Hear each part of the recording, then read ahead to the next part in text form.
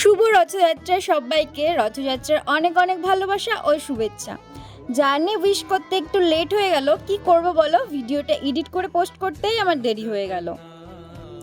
তো দেখো, রথ দেখতে আমরা চলে এসেছি। এবছর কিন্তু দূরে কোথাও যায়নি, একদম বাড়ির সামনে রথ হচ্ছিল। তাই ভাবলাম বাড়ির সামনে দিয়ে যখন জগন্নাথ ঠাকুর বেরোবে, দূরে কেন যাব। তাই এবছর বাড়ির থেকেই রথযাত্রা শুরু করলাম। আশা করছি তোমরাও এবছর রথটা ভালোই কাটিয়েছো, কারণ দিনটা বেশ ভালোই ছিল। তো চলো আমি শেয়ার করি আমার রথযাত্রা। দেখতে পাচ্ছ বাড়ির সামনে যে রথটা হয়েছিল কত সুন্দর করে সাজানো হয়েছে। তারপরে দেখো এখানে সবাইকে একে একে তুলে নিচ্ছে, জগন্নাথ ঠাকুর, বলরাম ঠাকুর, সুভদ্রা ঠাকুর সবাইকে তুলে নিচ্ছে। আমরা যখন যাই তখন ভাবলাম ভিড় হবে না, লোকজন কম ছিল। আস্তে আস্তে দেখি ও বাবা, ভিড়ের কত ঠেলা, পাড়ার যত লোক সব মনে হয় এখানেই চলে এসেছিল। তবে বেশ মজাই লাগছিল, পাড়ার একটা পুজো, সেখানে পাড়ার সবাই আছে। এরম করে যদি পুজো পাল হয় তাহলেই তো ভালো লাগে। এক জায়গায় পুজো হচ্ছে কিন্তু লোক নেই, এরকম তো ভালো লাগে না।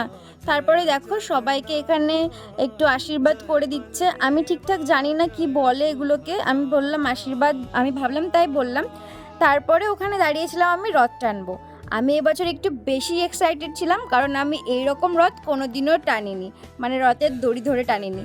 দেখছো ভিড়ের মধ্যে আমাকে দেখাই যাচ্ছে না, ওই যে আমি রথ ট্রেনে চলে আসছি।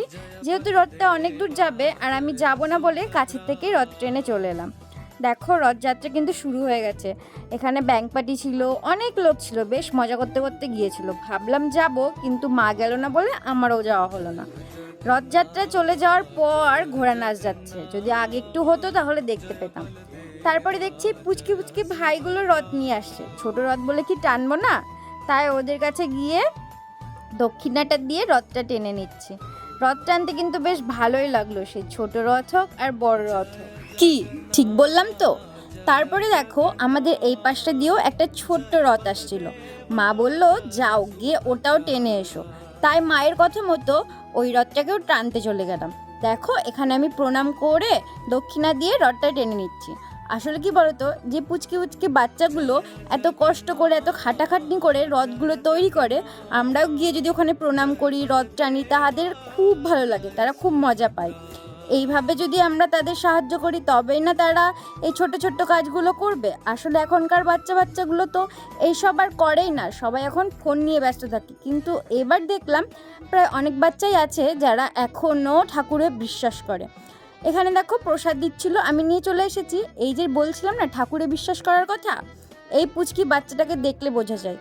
এত ছোট্ট একটা মেয়ে, সেই রথের ভেতর যে জগন্নাথ ঠাকুর, বলরাম ঠাকুর, সুভদ্রা ঠাকুর আর অনেকে তাদের বাড়ির গোপালকে বসিয়েছে, সেইগুলো নেওয়ার জন্য কান্নাকাটি করছে। এবার তোমরা ভাবছো বাচ্চা মেয়ে সেই জন্য কান্নাকাটি করছে, আসলে না, ও গোপাল, ওর ঠাম্মার কথা শুনে যেটা বুঝলাম, ও নাকি গোপাল আর জগন্নাথ দেবকে খুব ভালোবাসে, সেই জন্য কান্নাকাটি করছিল। যাই হোক, এখানে দেখো আমাদের রথ কিন্তু ঘুরে চলে এসেছে রাতের বেলা। এখানে নাচানাচি করছে সবাই, আর তখন যে ঘোড়ার নাচগুলো দেখাতে পারিনি এখন দেখিয়ে দিলাম।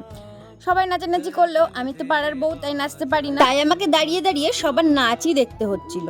তারপরে আমি ভাবলাম যে আমি কেন নাচ দেখবো, আমি গিয়ে যাই, আমি আমার জগন্নাথ ঠাকুরকে দেখে আসি আর তোমাদেরকেও দেখার সুযোগ করে দিই। দেখো কত সুন্দর করে সাজিয়েছে, তাই না বলো? রথটাও কিন্তু বেশ সুন্দর সাজিয়েছে আর ঠাকুরগুলোকেও বেশ সুন্দর করে সাজানো হয়েছে। তখন বললাম না, অনেকেই তার বাড়ির গোপালকে বসিয়েছে, দেখলে তো আমাদের রথেও কিন্তু গোপাল বসানো রয়েছে।